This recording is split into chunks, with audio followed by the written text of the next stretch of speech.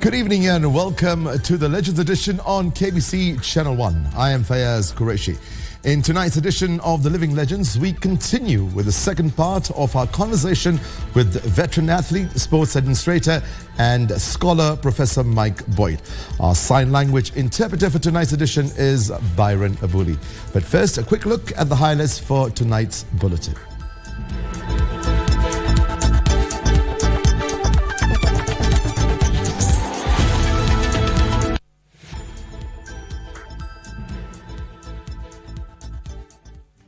It is a global problem, says Deputy President Rigathi Gachagua on the high cost of fuel, urging Kenyans to be patient with the government. The government closes over 3,000 mining operations over illegal mining and smuggling of minerals. Preparing for the El Nino rains, schools in Migori rush to complete the syllabus. And world record holder Eliud Kipchoge is optimistic of bouncing back with a 5th Berlin Marathon crown tomorrow in Germany.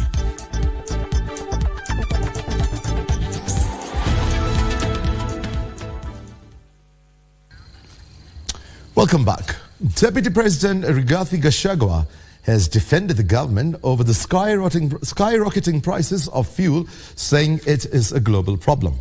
The Deputy President asked for patience from Kenyans, saying the Kenya Kwanza administration has put measures in place to resolve the economic challenges. Deputy President Rigathi Gachagua on Saturday broke his silence over criticism against the government over the ever-rising cost of fuel in the country. The Deputy President said the high fuel prices were being driven by global market forces. Hii shida ya mafuta si ya Kenya, ni ya dunia nzima. Na iko shida Uganda, iko Tanzania, iko Ethiopia, iko Rwanda, iko Eritrea. Pale kuna shida Nigeria kwa sababu wao wana visima. Iko shida Europe, iko shida America. Hii si shida ya Rais William Ruto. He however called upon Kenyans to be optimistic. Rais anajaribu, mimi namwambia halali. Ametoka Amerika, ameenda wapi, anapambana day and night akitutafutia mazuri. Lakini mambo imekuja ni shida ya dunia nzima, na hiyo hawezi elekezwa mtu mmoja ati makosa ni yake. Na kwa hivyo ningetaka watu ya hapa tukue na subra. Sisi tulimwamini rais na mipango yake ni kababe na iko sawa. Na mimi niko pale ninamsaidia. Na kukiwa na shida nitamwambia. On the issue of insecurity in Laikipia County, Gachagua urged collaboration between the Ministries of Defense under Cabinet Secretary Aden Duale and the Ministry of Interior and National Administration under Professor Kithure Kindiki.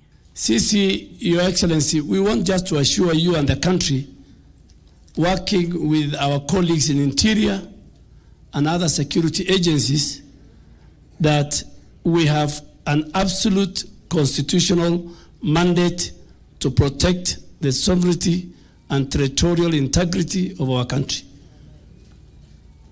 Na tutakuhakikishia kwamba ndani na nje, sisi usiku na mchana, our officers, the leadership led by General Francis Ogola, we want to make sure that you and the President and all the other colleagues in cabinet and government that you lead will have the opportunity to transform our country socially, economically, by us maintaining the peace and security within our country and within the region. The Deputy President spoke in Nyandarua County during the burial ceremony of the mother to the Vice Chief of Kenya Defence Forces, John Mwangi. Give us in Minor, Legends Edition. The government has closed over 3,000 illegal mining operations in Kenya following new reforms in the mining sector that seeks to curb illegal mining and smuggling of minerals in and outside the country. According to Mining Principal Secretary Elijah Mwangi, the government has also terminated 1,500 licenses for miners flouting mining regulations. Speaking in Murang'a County, Mining Principal Secretary Elijah Mwangi noted that transportation of minerals should have undergone tight scrutiny by relevant agencies before issuance of the appropriate permits. We are in the process of formalization of artisanal mining here in Murang'a. Those are the quarries in collaboration with the county government of Murang'a so that they can be supported by the government through capacity building, training and financial resources. The PS also revealed the ministry's plan to open laboratories and factories of every mineral produced in respective areas across the country where minerals will be tested and to some extent have final products produced in the same region to create job opportunities. That Gaturi will be one of the parts ambazo zitasaidika sana na hii mradi ama hii program ya serikali, because ukiangalia kama roa Gaturi pale pade ya Kimathi ndio kunatoka ile mchanga ya kutengeneza tiles. Nao hiyo mchanga ilikuwa inauziwa brokers with a very low price. Alafu wanaacha mashamba zetu zimeharibika, and now with that intervention ya serikali kubwa tutapata ya kwamba we are going to get the value of the mineral we are getting from there, ndio at least iweze kubenefit watu kwetu. Area leaders lauded the national government's move, saying it will benefit those who own mineral-rich lands and protect them from exploitation by brokers.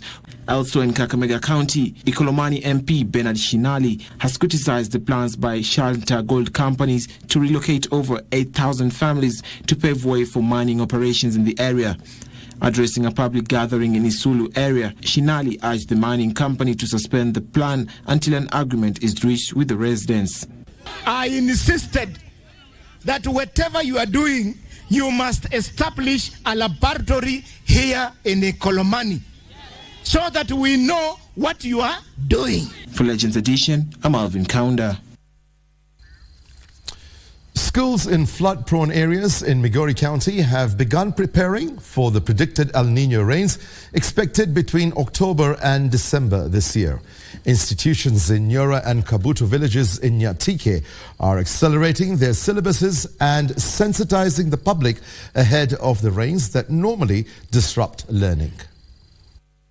Heavy clouds and dark skies cover the remote villages of Nyatike in Migori County. Residents here, well aware of the approaching El Nino rains, are preparing not to be caught off guard. I only pray that it does not affect us most during the KPSEA and KCP examinations for this year. Because whenever there are floods, to access the school becomes very, very difficult. And that is why sometimes for you to connect to the school from the main highway, you can trek and wade in water for not less than 3 hours. But we pray that we get the strength to wade in water, and I believe that the ministry will organize together with the Kenya National Examination Council so that their exam papers reach the school, the centers, they are done at the required time, and for the learners to get their results for this year. Nyora and Kabutu primary schools have an imprint of the destruction that comes with El Nino rains. Usually, whenever there are floods, they quit their homes and come and camp into the school compound together with their children. That distracts learning, and therefore we always wait for the advice from the Ministry of Education on the steps to take, maybe to stop learning or to migrate the learners to other centers where there are no floods. Preparedness for the weather phenomenon involves raising awareness among students, accelerating the syllabus and reinforcing structures prone to collapse. Learners' turnout is very, very poor because their homes are not accessible, and they have to use boats to come to school. But the boats are very few. Not every home has got a boat, and therefore this poses a challenge on the attendance during the flood. To mitigate this issue, we expect the government and any other relevant NGO to come up with the support, for example, to ensure a feeding program is instituted in place. Migori County Executive Committee member for Environment, Disaster Management and Climate Change, Rahab Robi, advises families in lowlands to relocate to higher grounds. They are doing a lot of dikes to ensure that at least the sustainability as far as flooding is concerned in the future. But as we are talking, even the county CEO, that Dr. Chilo Ayako, is committed through the Department of Disaster to ensure that everything will be taken care of and we are prepared. El Nino is associated with above-average sea surface temperatures in the equatorial Pacific Ocean, which can lead to altered atmospheric circulation patterns and result in extreme weather events in various parts of the world, including Kenya. Seraphine Nairobi for Legends Edition. 9 employees of Njiwa Savings and Credit Cooperative Society have been arrested over the loss of 160 million shillings from the SACCO. Police are in pursuit of 3 other suspects who are on the run. Meanwhile, a somber mood engulfed Kusile village of Baringo North during the burial of 2 people killed by suspected bandits a week ago. Details on these and more stories in our Crime Watch segment. Through its X, formerly known as Twitter account, the DCI said the 9 suspects include Njiwa SACCO senior officials, such as the internal auditor Amos Kipchumba, loans manager Violet Wali, the accountant Karen Langat, and system analyst Hamisi Zaunga and Miriam Thenya. Others are identified as Nicodemus Osiemo, Eric Rono from Sure Step Systems, Moses Ntoinya, National Intelligence Service officer suspected to have colluded with the SACCO staff to siphon the funds, and Tony Wabomba, a former employee of the SACCO Society. The 9 who have since been dismissed from the SACCO belonging to the staff of the National Intelligence Service NIS are facing 9 counts of conspiracy to commit a felony, stealing by a servant, false accounting by a servant, negligence, computer fraud, forgery, uttering a false document, access with intent to commit an offense, among other charges. Meanwhile, a somber mood engulfed Kosile village of Baringo North constituency in Baringo County during the burial of Hilary Yegon, a National Police Reservist, and Nelson Kipkemoya, 3rd-year student of Kibabii University. The duo was shot dead by suspected bandits on 14th of this month. Mourners blamed the government for doing little to curb insecurity in the area. Sisi tunaunga mkono shoot to kill kwa wakora yote ambayo maangamiza watu. Death for death. Kifo kwa kifo. Kwa wale ambao wachambaza ambao wanaua watu. Kuna watu wazuri wengi, lakini wale wapaya ambao wanaua watu, dawa yao ni kifo. And Lamu County leaders have condemned Nyeri Senator Waome Wamatangi for his statement at the Senate linking Lamu Governor Issa Timami to the recent attacks of non-locals in the county. During the attacks, a lorry driver and his co-driver were killed following an ambush by suspected Al-Shabaab militants near Lango La Simba area on the Lamu-Witu Garsen Road. 8 houses and a church at Salama village were also told in Lamu West. Politician ni gatekeeper, yeye angalia 2023 ataka azungumza maneno loose tongue ambayo kwamba athari yake ni mbaya sana kwa kumsaliti gavana wetu bila ya ushahidi wowote, tena amsaliti mahali ambapo gavana yeye mwenyewe hawezi kwenda kutoa ushahidi. Tilio Marco for Legends Edition. Meru Governor Kawira Mwangaza is again under siege as the Kenya Kwanza MCAs moot a plan to impeach her.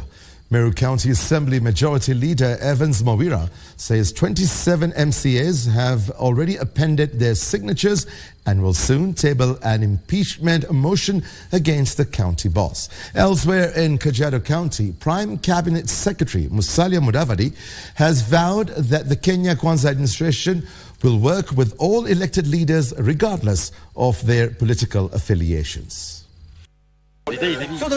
An impeachment motion against Meru County Governor Kawira Mwangaza is looming at the Meru County Assembly.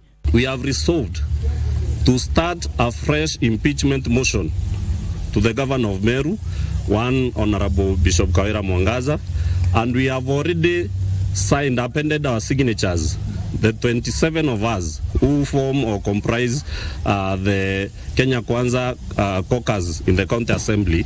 This follows the appending of signatures by 27 MCAs in support of her removal. The ward representatives, led by Majority Leader Evans Mawira, say the signatures will soon be tabled.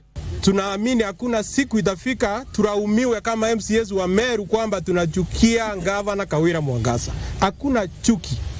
Gavana Kawira Mwangaza mwenyewe ndiye ametangaza kwa matendo yake na kwa ile matamshi yake kwamba hii kiti ya gavana ni kubwa sana, kwa sababu ile matusi, ile lugha chafu haifai kiongozi wa hiyo cheo.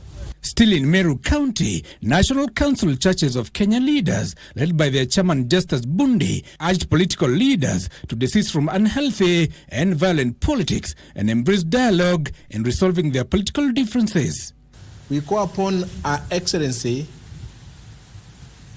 Governor, Deputy Governor, Senator, Woman Representative, Members of Parliament and Members of County Assembly to embrace dialogue and peaceful political engagement as the elected leaders in Meru County, which have a mandate to encourage a culture of inclusivity and multi-stakeholder dialogue and consultations to address issues rather than confrontations. In Kajiado County, Prime Cabinet Secretary Musalia Mudavadi urged Kajiado and Maa leaders to work with the Kenya Kwanza administration to deliver services to the people. Wakati tulimaliza uchaguzi sawa, lakini ikiwa tunataka tuende mbele, we must also build new friends, we must also bring in new people, and we must bring them together so that the votes can increase. Na hapo ndio sisi serikali ya Kenya Kwanza tunasema we want to work with everybody, we want to increase our footprint. The move has not gone down well with the opposition leaders, with Siaya Governor James Orengo terming it politicization of development. Counties in that country which have got potential, like Siaya County, where the issue of development is being turned into a political weapon. This is what has misled some of our people, particularly here in Siaya, who have crossed parties thinking that in the other side or in the other party or in the other house, they can bring about development. In Kakamega County, Governor Fernandez Barras and area leaders said they will collaborate with the national government for development purposes, as they also call for sobriety in the bipartisan talks. I want you to go and read Article 189 of the Constitution, ambayo inatupatia nafasi ya kushirikiana na serikali kuu, na sisi kama viongozi wa mkoa wa Magharibi, magovernors wote, tumesema we are going to collaborate with the national government kwa shughuli ya maendeleo. Nina huzuni, kamati imetengenezwa ya Kenya Kwanza na kamati ingine ya Azimio wameenda Bomas kule kuongelea masuala ya wananchi, kama vile nyinyi mmeongea leo na heshima mbele ya gavana. Watu wanaenda huko wanaanza kupigana. Hiyo ni heshima kweli? And in Mombasa, Pamoja Africa Alliance Secretary General Lucas Maitha has opposed UDA Secretary General Cleophas Malala's directive that Kenya Kwanza affiliate parties should fold up. Uchaguzi unaokuja tukipata viti 15 kuendelea, beyond tutaketi kwa succession table, yule atakayemrithi Ruto tutaongea naye direct. Na kama tutavunja chama tutafika kwa hiyo meza. Giverson Minor, Legends Edition. Right, it's time for a short break. Stay tuned for tonight's edition of The Living Legends, where we continue with the second part of our conversation with the veteran athlete, sports administrator and scholar, Professor Mike Boit. Stay with us.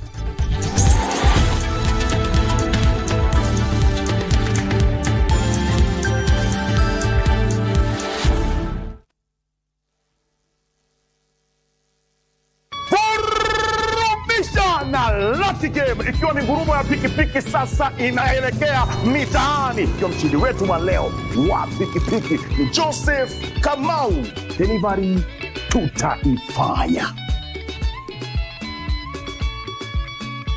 Zimefika Ruiru, nani yako? Ogio. Kifungu ndio hiyo yako. Hiyo moto. Nilikuwa nimejaribu siku kama 3 hivi. Nimeshida hii pikipiki Honda. Amekabidhiwa mpaka stakabadhi zote. Yote inafanyika katika Lucky Game. Vurumbita na star 570. Shinda pesa moto. Visit the Nairobi International Trade Fair from 25th September to 1st October at the Jamhuri Park Showground. Come learn, network, and have lots of fun. There will be innovations, farm and dairy produce, livestock, trade and sales, technology, SMEs exhibitions, funfair, food and entertainment. All are welcome. For the gate charges, perimeter, adults 300 Kenya shillings and children 250. Special parties, adults 250, children 200.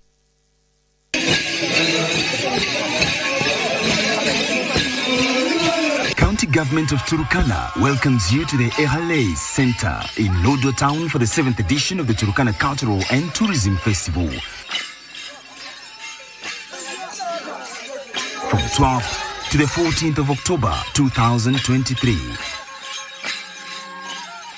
Come, experience the origin of mankind with its unmatched beauty from the beaches of Lake Turkana to the oil wells of Lokichar.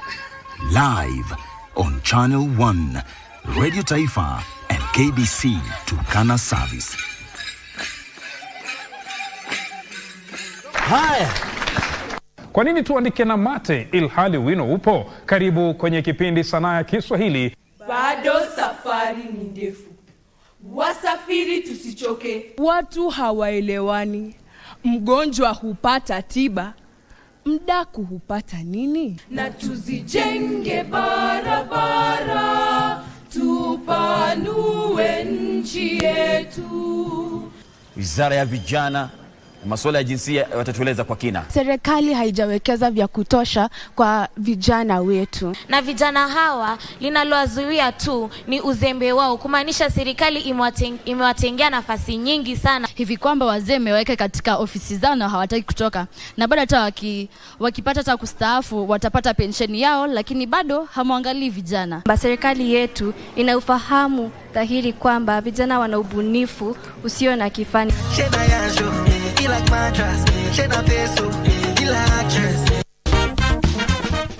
How do we go about being able to survive these harsh economic times? We generally say that the cost of living has just become too high for us as Kenyans. And these are the basic things that we need to be able to survive on a day-to-day basis.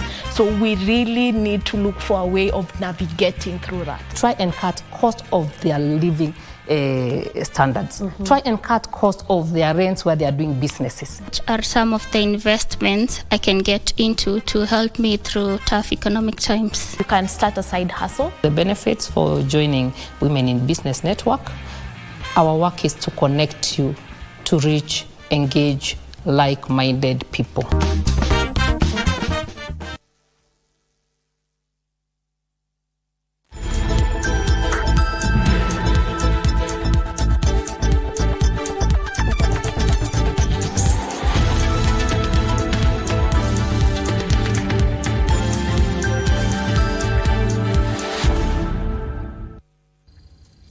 Welcome back. Sponsorship has played a critical role in sustaining bright students from underprivileged backgrounds at the Starehe Girls Center.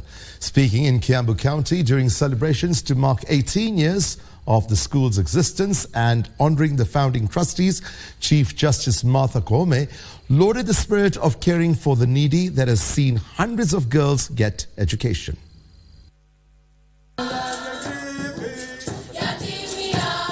Pomp and color characterized celebrations at the Starehe Girls Center. The school, established by the late Dr. Geoffrey Griffin, has witnessed a growth in the students' population from 72 in 2005 when it was established to the current 800.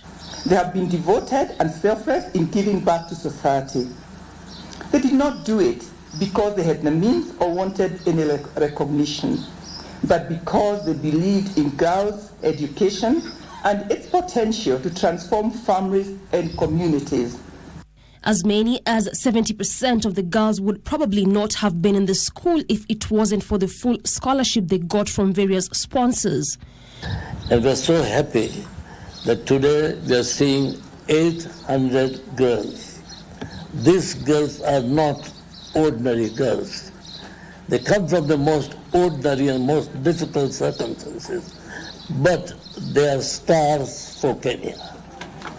The gesture was extended by several of the invited guests to keep the needy girls in school. A pledge under my National Government Affirmative Action Fund to sponsor 4 students for 4 years, right, of the 4 years remaining on my term, the ones that are really underprivileged. I will also give to the trustees my donation, which will be supporting 5 students for 4 years. The celebration culminated with the unveiling of a monument in honor of the 6 founding trustees: the late Dr. Geoffrey Griffin, Professor Eda Gashukia, Eunice Mathu, Marjorie Kabuya, Honorine Kiplagat, and Dr. Manu Chandaria, whose support over the years has seen hundreds of needy girls get quality education. Doreen Orange for Legends Edition. Oncologists are calling for the enhancement of the National Health Insurance Fund to better address treatment and care for cancer patients. The calls were made at the Nairobi Hospital during the celebration to mark a World Chronic Myeloid Leukemia Day. Kisumu Governor Professor Anyang' Nyong'o, who was the chief guest, lauded partnerships that support chronic ailment patients and survivors, even as he called for more collaboration at national and county levels geared towards mitigating the spread of myeloid leukemia.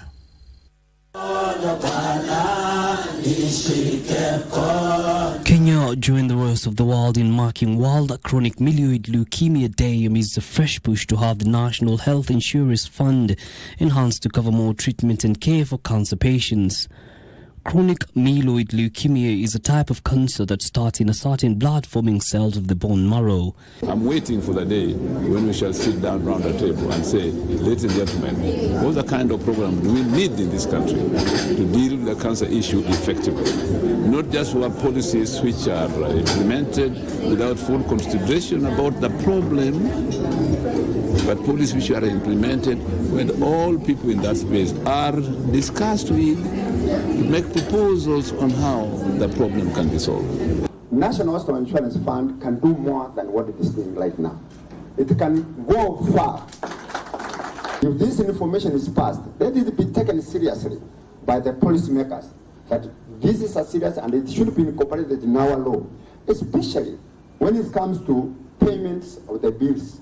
Let it be reduced even if it is free, and more patients are attracted to get these particular services. It has to be accessible, it has to be affordable, yes, and it has to be effective. It has to be quality.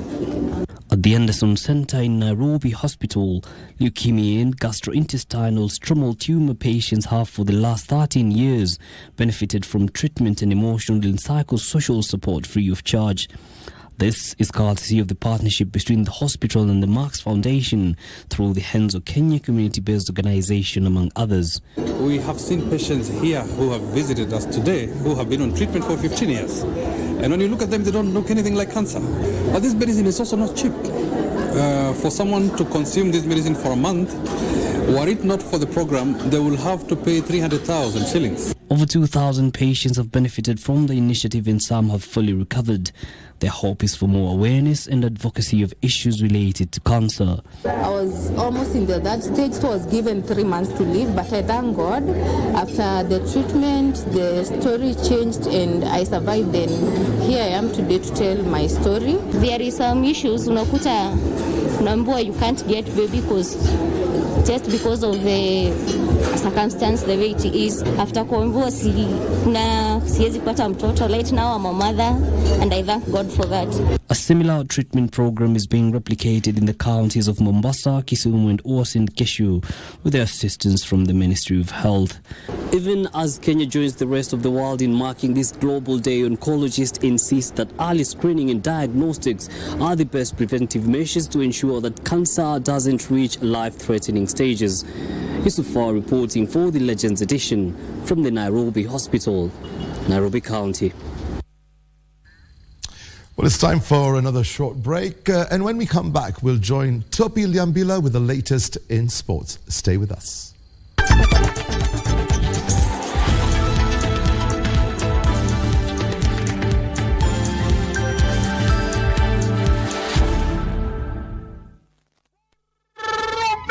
na Lucky Game, ikiwa ni ngurumo ya pikipiki sasa inaelekea mitaani. Ikiwa mshindi wetu wa leo wa pikipiki ni Joseph Kamau. Delivery tutaifanya. Simefika Ruiru, nami yako kifungu ndio hiyo yako.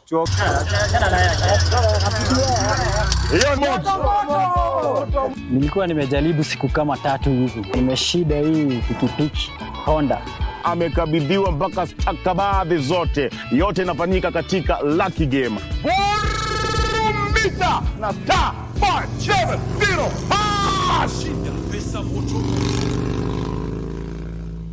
The Senate will hold its sittings dubbed Senate Mashinani, Turkana County from 25th to 29th September 2023. This is in line with Article 126 of the Constitution that allows a sitting of either House of Parliament to be held at any place within Kenya and at any time that the House appoints. The sittings will highlight the critical role the Senate plays in the interlinkage between the national and county levels of government and enhance the interaction between the Senate and county government as a means of bringing the Senate closer to the counties and the general public. The sittings will promote the role and work of the Senate and enhance public awareness regarding the business of the Senate and Parliament in general. Senate Mashinani will also highlight existing and new opportunities in the legislative process besides developing capacity and strengthening partnership at the county level of government. The Senate invites members of the public to meet and interact with their senators and follow deliberations of the Senate during the sittings. The scenic cradle of mankind, rated to play cradle to devolution. Senate Mashinani welcomes you home. In yenyu. Apology accepted. Asante sana. Wacha nikulete hizo to introduce uone. This is a good day.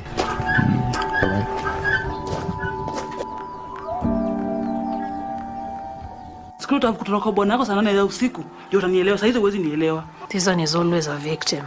I've been there, done that. Do you know I can do something to you right now and Jane will be my alibi. She will lie for me. Of course I will. Yaani Christine wanitishia maisha yangu wewe. Jackie, get out. What if she decides to keep the baby with the help of Pete? That's a tough spot to be in. I won't lie.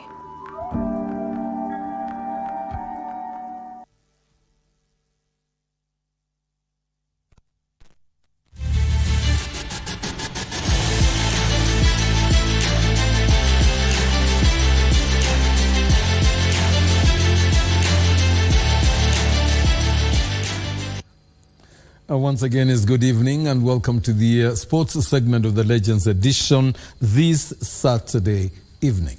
Start off with rugby, where national women's rugby team Lionesses went down 22-17 against San Clemente Rhinos Club in a friendly match played in South Africa. This is a part of the build-up for preparing for the next month's WXV3 set to be held in Dubai. And this is going to be the challenge for them now. Huge hits coming in. National women's rugby team Lionesses lost their second consecutive friendly by 25-17 to South Africa's San Clemente Rhinos Women Rugby Club.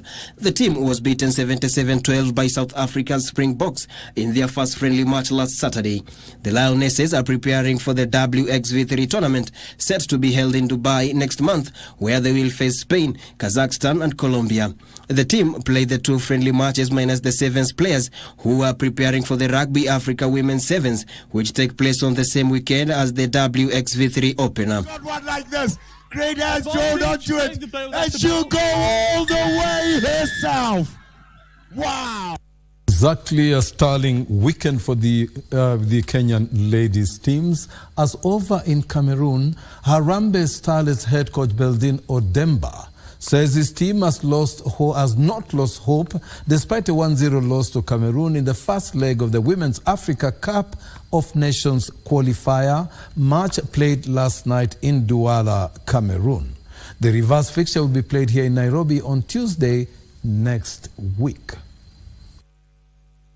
National women's football team Harambee Starlets is hopefully posting good results in the second leg of the 2024 Africa Women's Cup of Nations qualifiers after going down 1-0 to Cameroon in the first leg last night.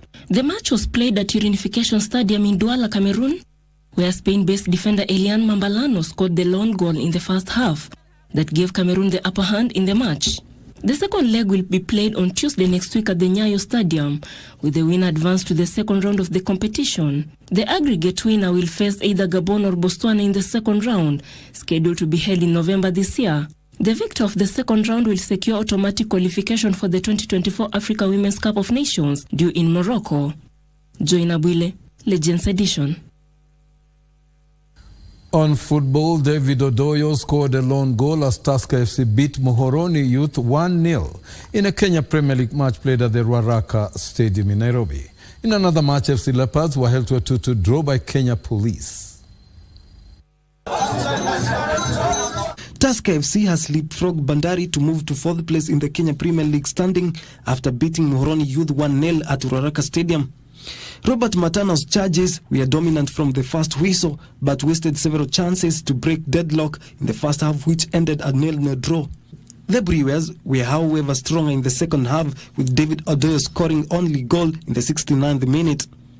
Tusker now have 7 points after winning twice and draw once so far in the season, and are only 1 point behind league leaders Kariobangi Sharks. In other matches, Kenya Police drew 2-2 with AFC Leopards, Bidco United thrashed Talanta FC 3-1, while Kariobangi Sharks beat Shabana FC 1-0 to move to the top of the league standing with 8 points.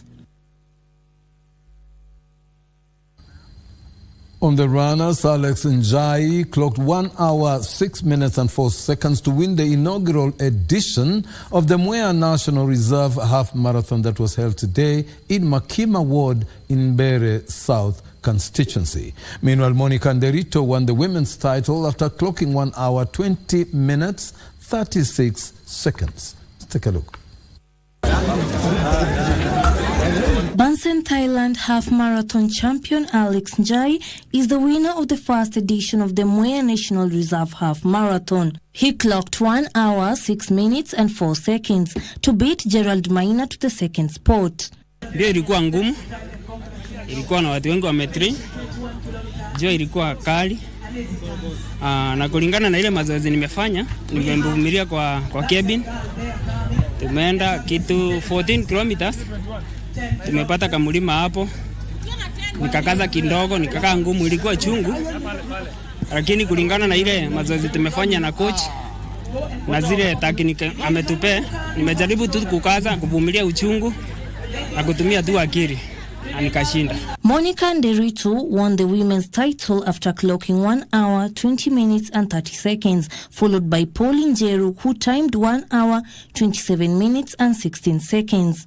Gerald Wanjagi clocked 32 minutes and 16 seconds to win the 10-kilometer race ahead of Peter Mwangi, who clocked 32 minutes 17 seconds. Vijana wetu wako na talanta. Ile kitu watu wamekosa ni ile kupatiwa opportunity na pia kupata ile guidance, wapate skills za kukimbia. Kwanza nataka kuwa na camp ya athletics ambayo tutashikana pamoja na ile nyingine ya Embu High Altitude Training Camp. Na mimi aswa nimeona hapa kuna watoto wako na talent. In the corresponding women's race, Mary Njambi triumphed 40 minutes and 1 second, while Virginia Nyambura came second, finishing 41 minutes and 56 seconds. The races were done inside the Mwea National Reserve in Makima, Bere south of Embu, dubbed Mwea Marathon. Faith Akenye for Legends Edition. Now back in Nairobi, Neo Sasa thrashed National Bank of Kenya Phoenix 58-54 in the Kenya Basketball League match played at the Nyayo Indoor Stadium. Meanwhile, Strathmore defeated Multimedia University 80-31 at the same venue. Let's take a look.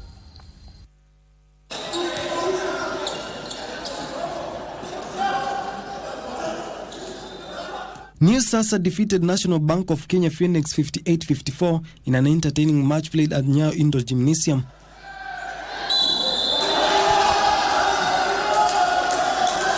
Phoenix narrowly won in the first quarter 16-15. However, New Sasa came back strong in the second quarter and registered 12-9 win before losing 19-12 in the third quarter. New Sasa stepped up their game in the fourth quarter to beat National Bank of Kenya Phoenix 16-12 to win the match. It's a tight game.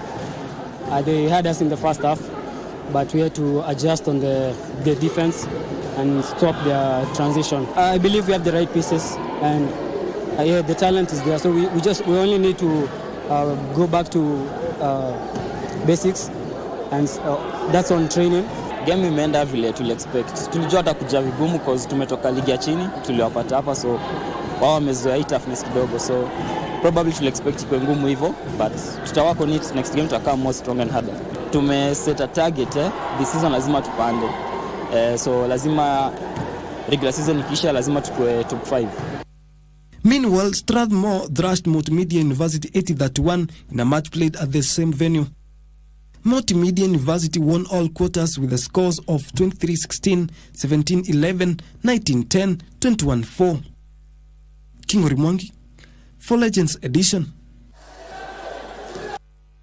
Now, still at the Nyayo Stadium, Ulinzi Sharks women's handball team beat NCPB 36-30 in the ongoing Kenya Handball Federation Women's League, played at the Nyayo National Stadium. In the men's category, Black Mamba outshined NYS 28-26. Some of the action. Ulinzi Sharks defeated NCPB 36-30 in the ongoing Kenya Handball Federation Women's League match played at the Nyayo National Stadium. Sharks dominated the first half, securing 18-14 lead. In the second half, Ulinzi proved too strong for NCPB, scoring 18 more goals to register a 36-30 victory, with Sarah Wasike scoring 10 goals. In the men's matches, Black Mamba outshined NYS 28-26, Ulinzi trashed Young City 39-14, while Trans Nzoia defeated Spartan 36-31. In tomorrow's matches, Strathmore will face Buccaneers Juniors, Daystar will play Young Stars, while Spartan will lock horns with Black Mamba. Now for the rest of the local sports, Nairobi County has embarked on the construction and renovation of 42 sports facilities and stadiums to enhance talent nurturing in all 11 sub-counties. Nairobi County Chief Officer for Youth, Talent and Sports, Oscar Igaida, said Dandora Stadium is set to be completed by the end of the year, while works are ongoing for the famous Joe Kadenge Stadium, previously known as City Stadium, which will be uplifted to international standards. Other sports grounds under construction in the county include Woodley Stadium in Kibra, the Huruma Sports Ground, and the other 10 community stadiums besides the renovation of social halls for the indoor games.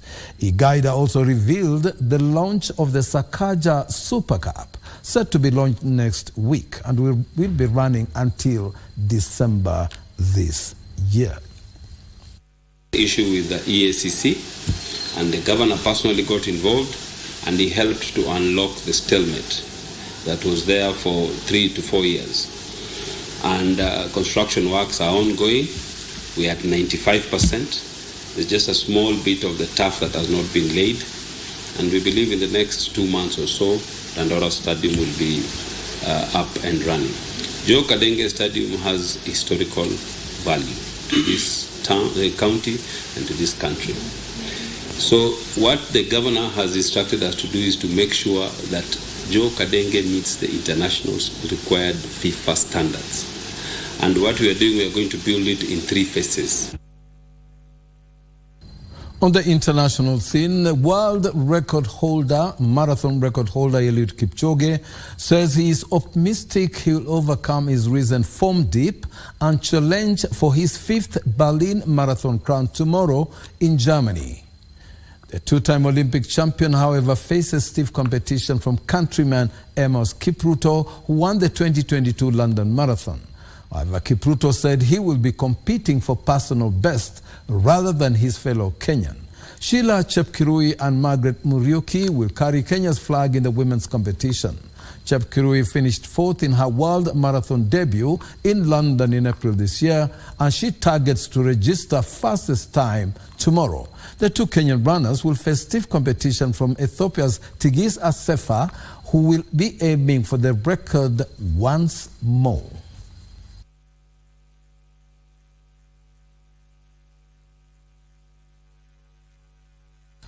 Now, over the Premiership defending champions Manchester City defeated Nottingham Forest 2-0 to continue their perfect start to the English Premier League season.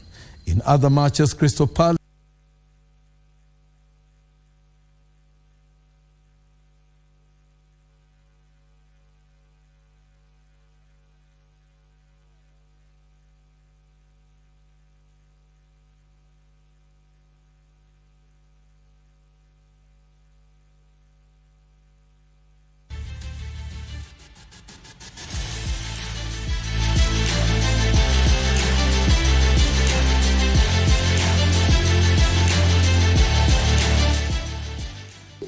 And that's a wrap for sports this evening on the Legends edition.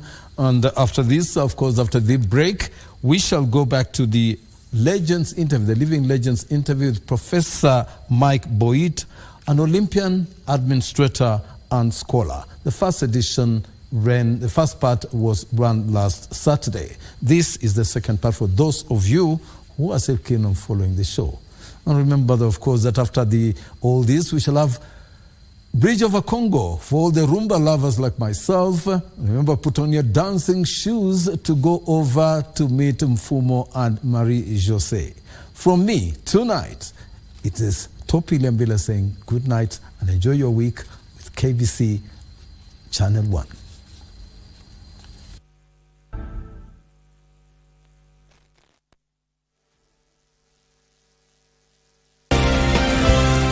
About how long have you been determined to be the hero? Your determination to be the best. Hannibal, the hero. So what are you saying? Isabel is not in love with Hannibal? No, she's not. And the poor girl feels awful because she told me she's in love with someone else. What? I hardly recognize my own children anymore. Amparo, that's enough. You know perfectly well that this problem has been going on even before Isabel came to this house. If you have no evidence to retain my client, then you are going to have to set him free. Who sent you, by the way? Mr. Carlos Molina.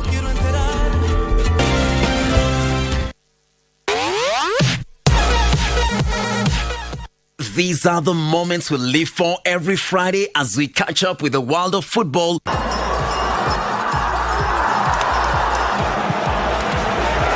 Manchester City go in front. With your favorite stars in rivalries like no other that keeps you on the edge of your seat. Learn a few tricks that keep you ahead of the game and spice it all with unforgettable moments on Dunda Dunda. On Saturday, you're in for another treat as we rock your weekend with all sporting disciplines, bringing you insights on what's happening behind the scenes as we share players and athlete stories, preparations, and celebrate their achievements. Charging to the line! Is it going to be a world record? Yes, it is! She smashed it! Whatever angle you look at, we've got you covered. KBC Channel 1, your true sports partner.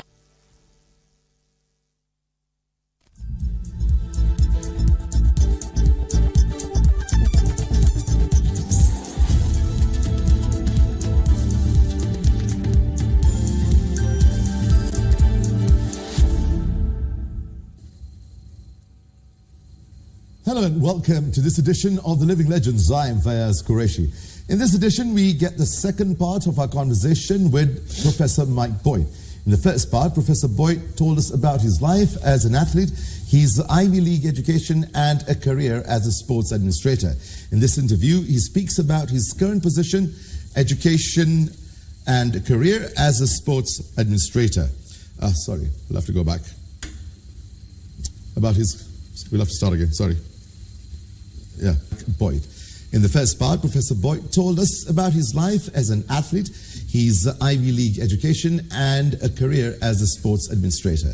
In this interview, he speaks about his current passion, which is education. Right, Welcome back, Professor. Thank you. As mentioned earlier in the first program, it's an extreme privilege and honor to have you here with us on The Living Legends. Thank you. So, right, we're going to continue now to our second part of The Living Legends. Yes. Now, Professor, let us start with the... you served as Commissioner for Sports in the Ministry of Culture and Social Services. Now, let's get into when you left the role as Commissioner and getting back to academia. How have the times changed over those 8 years? It was tough. It was the most difficult time. I went through the most difficult time in life. First, when I completed my term as the Commissioner for Sports, after 7 years, I think I was the longest serving Commissioner for Sports. I think I made some changes, quite a number of changes that were evident during my term. Even in football, in soccer, we were able to qualify to the African Cup of Nations most of the time. We brought in other sports like cricket also into the limelight. We tried to diversify sport. And then the Kenyan athletes actually got their prominence and were able to earn a living as an athlete. And that is the time when there was a lot of dramatic change. Many scholarships. So you are a beneficiary of an academic scholarship, right? Through sport, and you had an idea how to establish that in Kenya through KENSAP, Kenya Scholar Athlete Program. Yes. How was this idea conceived, and what are the lows you encountered and the highs that came afterwards? When I went to the US, there were 4 Kenyans. And when I left there, there were hundreds and hundreds of young Kenyans competing for American university. Because I came and I recruited almost everybody who could run. I told them, please, go to the US, don't study only, study and while you are running, and don't run without studying. Because they have to go hand in hand. The running career ends after the age of 30. What do you do the rest of your life? Yes. Yeah. So I wanted them to do that. More so, when I went to Stanford, then I learned about another type of scholarship. The scholarship that I learned about is known as Ivy League scholarship. So I wanted to bring this kind of scholarship to Kenya. I learned all about it. I did my master's degree in sports science at Stanford. And then I went for a second degree, curriculum design and evaluation. In curriculum design and evaluation, I learned about the Ivy League scholarships and how you prepare the students and so on. So I wanted to bring this project to Kenya. When I completed my doctoral degree, I was offered some jobs in the US, but I said no, I come back to Kenya. But first and foremost, we had agreed with the coaches who sent me, for me to go to the US, that I would come back to Kenyatta University to teach. So I had that obligation. I came back to teach at Kenyatta University. Yeah. So it took me, again, changing back to university. I had these challenges, which includes the road accident. We took some time, and then some other challenges. And it took 17 years for me to start the Ivy League project. And I started it in a small way. I had to get an expert from the US by the name John Manas. So I recruited John Manas, and he agreed. And so I got him a ticket, a round-trip ticket, through our legend, Paul Tergat, who is the president of the Olympic. He gave me a ticket for John Manas to come here so that we could start a program. And later on, I realized we were leaving a lot of students to go to the national universities and private universities, and they excel. So I wanted to start another program to assist the master's student. So I recruited another fellow, a lawyer, who went to Columbia University. And he agreed to come, voluntarily, to come and assist with the master's program. But on reaching here, then I realized John Manners, when I engaged him, he was already retired. So I realized I needed somebody else to take care of cancer, so for a smooth transition. Mm-hmm.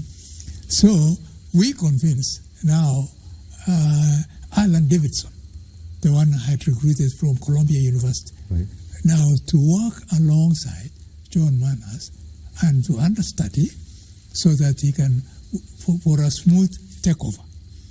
So they are now doing that rather than start a new program.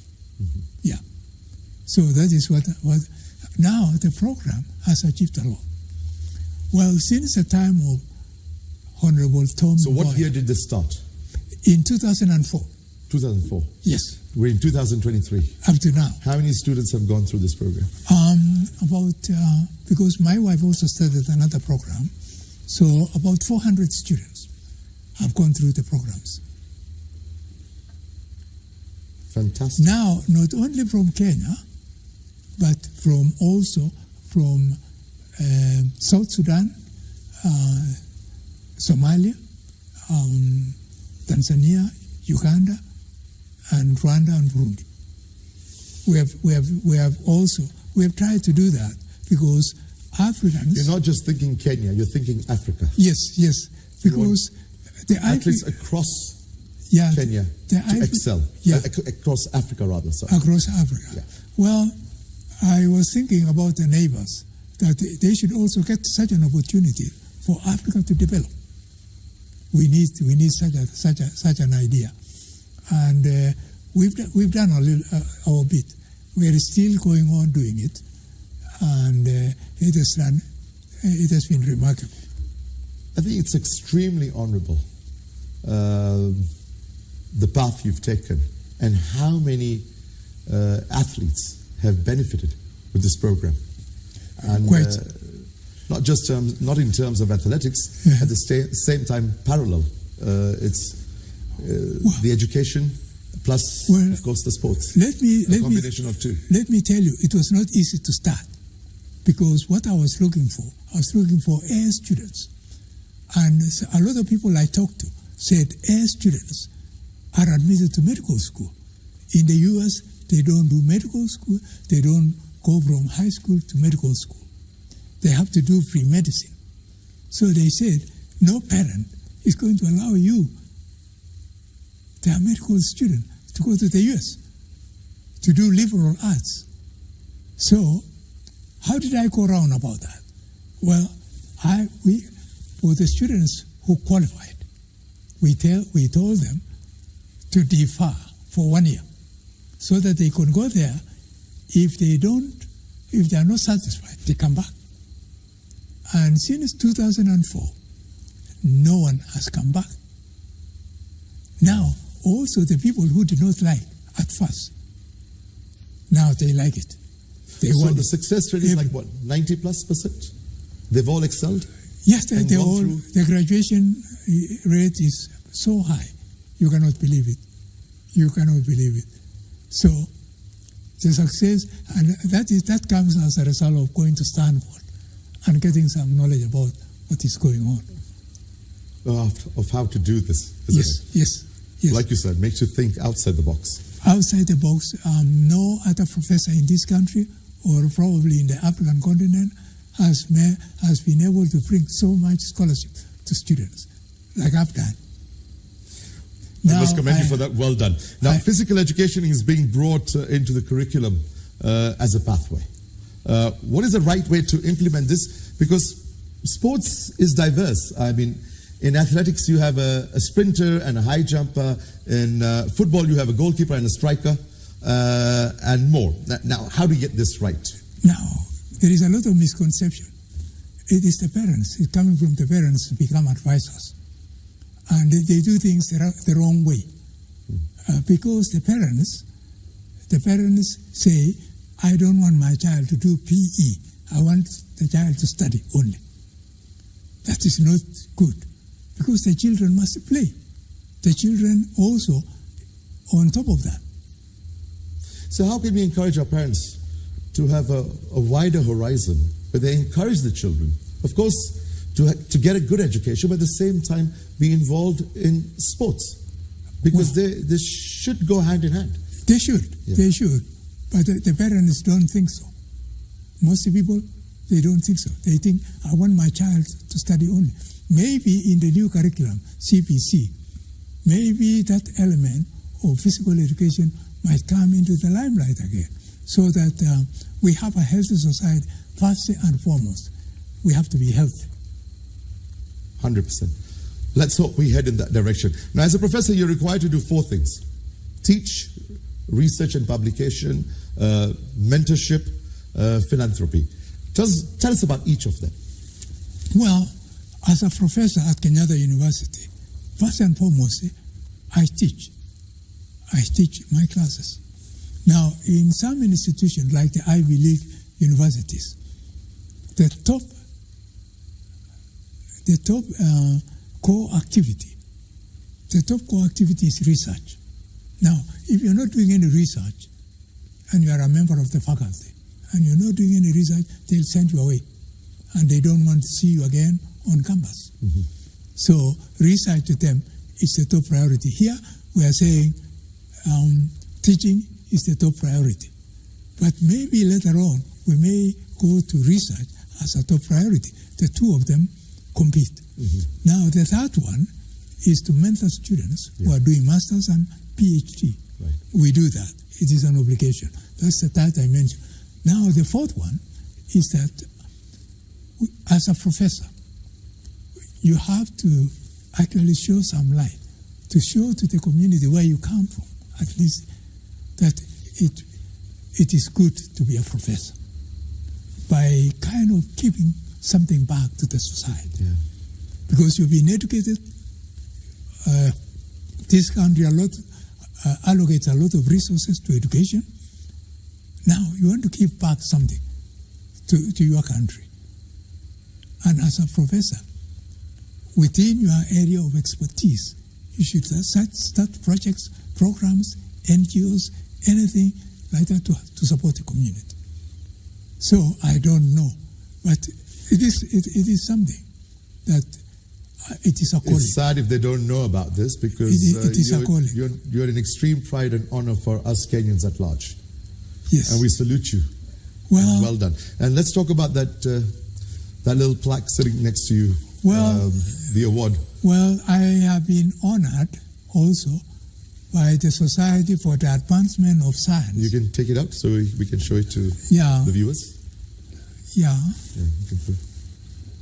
Yeah, this is an award which I received for the advancement of science in Africa. The Society for the Advancement of Science in Africa gave me this award as a distinguished honor, and also for life membership of this society. And I want to participate very actively with this association, this society. It is a society for Africa, because there is a lot we can do in Africa to bring solutions to some of the problems that we face, so that we can move forward and be able to also perform like the rest of the continent. What I really like about you, you don't just think about Kenya, you think about Africa. Yes. You think about the African. Yes. Yeah. As a continent. Well. And I think that's absolutely amazing. We have... Now tell us something very, very special. The jacket you're wearing and the tie. Huh? The jacket you're wearing, very special significance. Yes. In terms of the tie, you can open your jacket and show us the tie as well. Yes. Tell us a little more about the significance of this jacket and the tie. The significance of this jacket, you can see, it is the jacket that I won when I went to the Olympics. This was an official. Yeah, 1972. Also, the tie says 1972 Olympic. Wow. So to be able to fit into... The coat looks brand new and you still fit in it. Yes. Just shows how fit you've been over the years. Well, I've tried to. Still look like a very good athlete right now. Yeah, thank you. And the tie in pristine condition. Thank you. Wow. Thank you. This is an absolute treasure, the tie and the jacket. Thank you. Absolutely amazing. Yes. How you managed to maintain the jacket and the tie. Now, one point I wanted to make is that I'm not, when I say sports scholarship, a lot of people think about running, but also in soccer, in volleyball, in basketball. It is all sports, including swimming. 2 Kenyans represented Kenya who were at Stanford in swimming. You remember? Yes. Yes. But here, you cannot represent now. You can see they were at Stanford. Now, in 1988 Seoul Olympics, all the winners of the gold medalists were students in the United States who were on sports scholarship. It is only John Ngugi who was not on a scholarship in the US. The rest were all on sports scholarship? Yes. Those are amazing views, and I hope the viewers watching listen to you and take your advice how to move forward in that direction. As we close, you're retiring at the end of next year. What's the way forward after that? Well, when I retire, I want to pursue some objectives on global warming and environmental change. I want also to see how I can assist the students, because I've assisted the A students. I'd like to see how we can assist the D students, the D- students. Maybe bring some experts to this country to come and we train these children and see how they can perform. Because a lot of them, they fail in class, not necessarily because they are not clever enough. Sometimes it is because they don't know they are very highly intelligent. They don't know their own potential. They don't. That's a very, very noble cause, and that's after your retirement. Yes. I hope it happens, and I wish you all the best. I will try my level best. Thank you very much. Thank you. Professor Boit. It's been an extreme honor and privilege. Thank you for being on the Living Legends. Asante sana. Thank you. Thank you. It's been an extreme pleasure speaking to Professor Boit. He has a passion for education and wants those with sports talent to excel in academia and sports. Besides that, he won a bronze medal in the 800 meters at the 1972 Olympics, being an African champion and a Commonwealth Games champion. He also ran what was then the fastest downhill mile, held a world record in the 880 yards and the men's masters mile. Thank you, Professor Boit, for your time. Thank you for watching. I am Fayyaz Qureshi.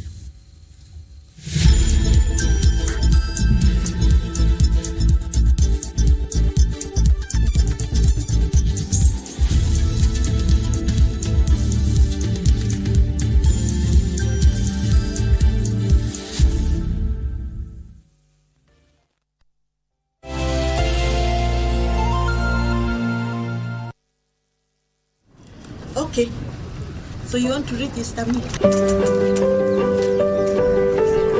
Tuko hapa kaunti ya Embu. Nimekuwa registered kama farmer kupitia kwa program tunaita KIAMIS, program ambayo inaendeshwa na National Government, Ministry of Agriculture.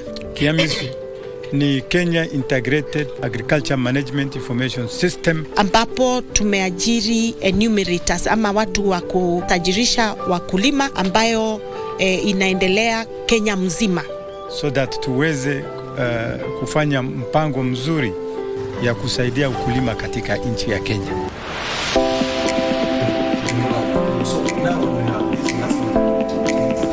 Targets, but there is no way you can plan without knowing what you are planning for. And we support this idea, which is being spearheaded by His Excellency the President. And in collaboration with the county government, we will ensure that the data of farmers collected accurately, we have authentic information which will be safeguarded. Make it known even to the MCAs. Let them understand the plan so that all of us are aligned. I think this information tasaidia the government, mainly planning, and then inataka kujua pia what the farmers challenges zenye wanapitia. Kila mkulima lazima tumtafute mahali yako na tumuulize maswali ambazo zitawasaidia katika ukulima wao.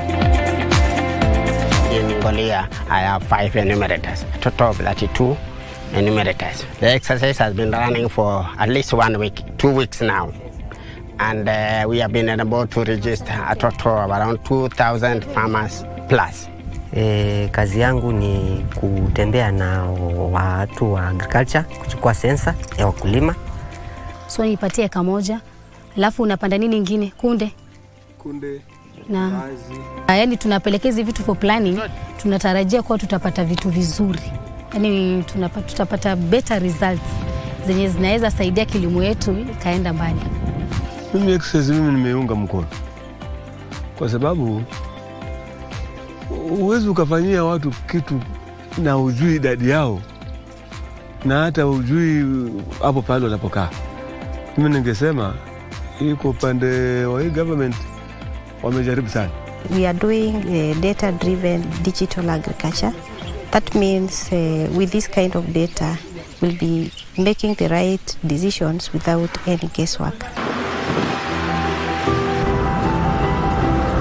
We are using the 2019 census, which gave the total farmer projections for Kilifi. The number of farmers was about 160,000. So at 51,000, we are almost about 40% there. County government itaitumia na pia national government itatumia the same data na italeta manufaa kwetu. So naona ni kitu kizuri. Kama itakuwa ni wale wahusika wanatupitia mara kwa mara kuja kutusaidia, kutuangalia. Kama ni kutuletea madawa, kutuletea mbegu, tunaweza tukasaidika. Na so far so good, naona sijapata challenge. Target inafikisha. Sisi kama venye nimesema tuko na elders, naona imekuwa more simpler. At least tukifika tunajieleza vizuri. The same practices that used to take place at this place 30 years ago is the same thing that people are doing today. I hope that the government will be able to employ scientific means to ensure that the farmers in Coast are harvesting high yields like other farmers in Kitale and farmers in the green basket. Mimi ni mzee wa kijiji, watu wamenizoea mara kwa mara huwa naingia huko nyumba. Ndio wakiniona mimi sasa usajili unakuwa rahisi. Si story ya kwa ati tunapata pesa peke yake. Ni pia tunasaidia sababu data ni hakikisha ni quality data.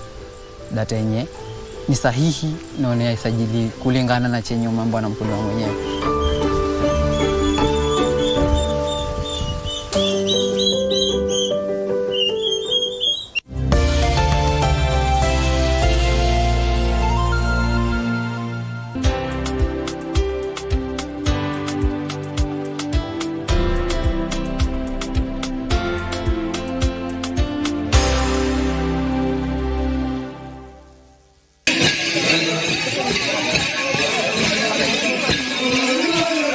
Government of Turkana welcomes you to the Ehale Center in Lodo Town for the 7th edition of the Turkana Cultural and Tourism Festival. From 12th to the 14th of October 2023. Come, experience the origin of mankind with its unmatched beauty from the beaches of Lake Turkana to the oil wells of Lokichar. Live on Channel 1, Radio Taifa and KBC Turkana Service.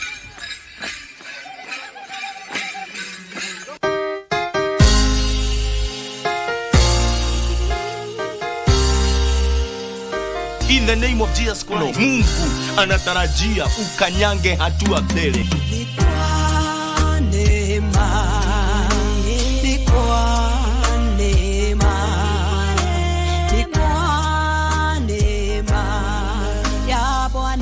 wengine wametawaliwa na uchawi. Wakati wao umefika. Wewe umenitazama siku ya leo. Neema na kibali cha Bwana kikawe juu ya maisha yako.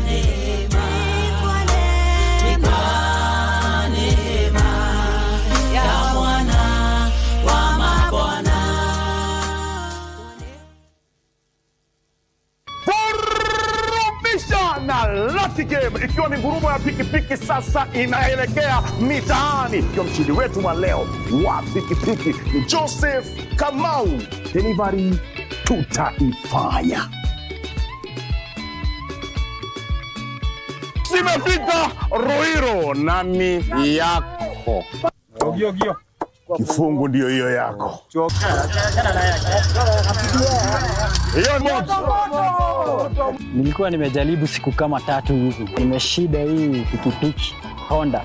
Amekabidhiwa mpaka stakabadhi zote. Yote inafanyika katika Lucky Game. Vurumbita na star 570 hash. It's a cocktail of emotions. The puns that cracks up the family. Greed that yields power and a hunger for success. Friends turn to foes. Survival for the fittest is the drive. Who are we blackmailing?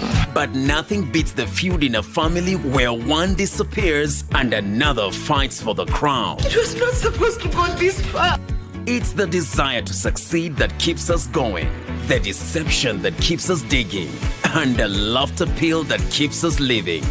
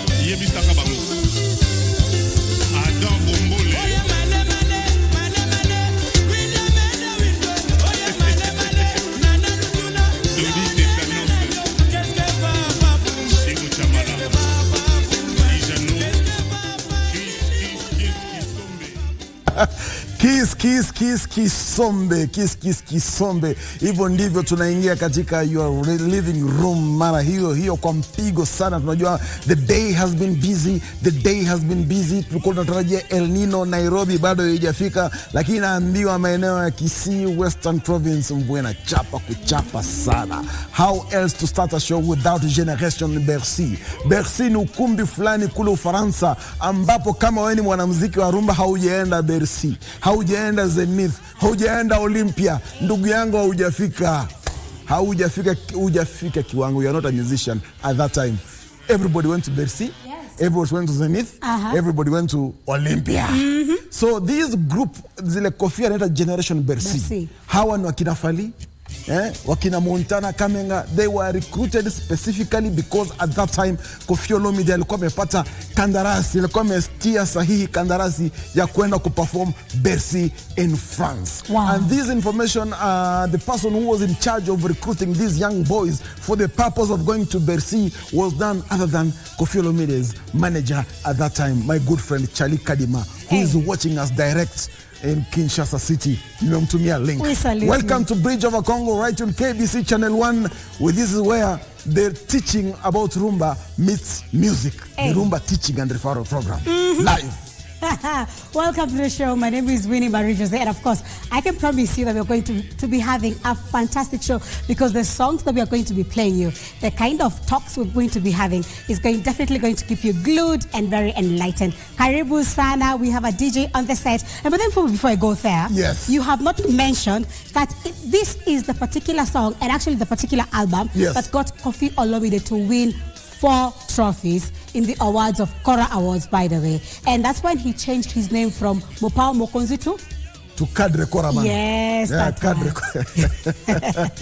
It is from the album Efrakata. Efrakata. Yes. That album Efrakata had nice songs. It was fire. It had nice songs. Yes. Hii ni wakati ambapo kama uko na hii album kwa nyumba yako, album mimi I don't like, sijui I'm old school or what. I don't prefer the flash disc. I prefer the CDs. The CDs have better sound. No, they have better sound quality. It depends what you're using in your house. If you're using those things that make noise, that when you switch them on, they say the Bluetooth that is ready to connect. If you're using such things, yes, then you can say, no. But if you're using a sound system, kwa nyumba yako sasa, you'll enjoy the album Efrakata. And what you need is just 3 remote controls. Moja ya TV, ingine ya home theater, na ingine ya decoder, na maguu kwa meza. What about a drink? A drink hiyo kwa vile ni national TV, siseme mkuwa na drink, lakini mnaweza kuwa nayo. Karibu sana DJ. Yes, welcome on board. This is Bridge Over Congo, and this is KBC Channel 1. I go by the name DJ Salim K254, and this is the weekend whereby rumba music, it's always blasting all over the houses. Kila mahali rumba music. So I go by the name DJ Salim K254, Facebook DJ Salim K254. You can comment, tell a friend, share, and then we can move on with the music and also the entertainment as well, okay? Yes, and the hashtag to use is Bridge Over Congo on all social media platforms and at KBC Channel 1. Mfomo, of course, the Bakulutu segment is coming up. And of course, the segment that's going to be insightful and telling you what's coming up actually in the world of rumba is going to be up too. So definitely stay tuned and some good music. Good music. Nyimbo mbili mfululizo, sindio? Kabisa. Tuki prepare for Bakulutu segments. Twende kazi.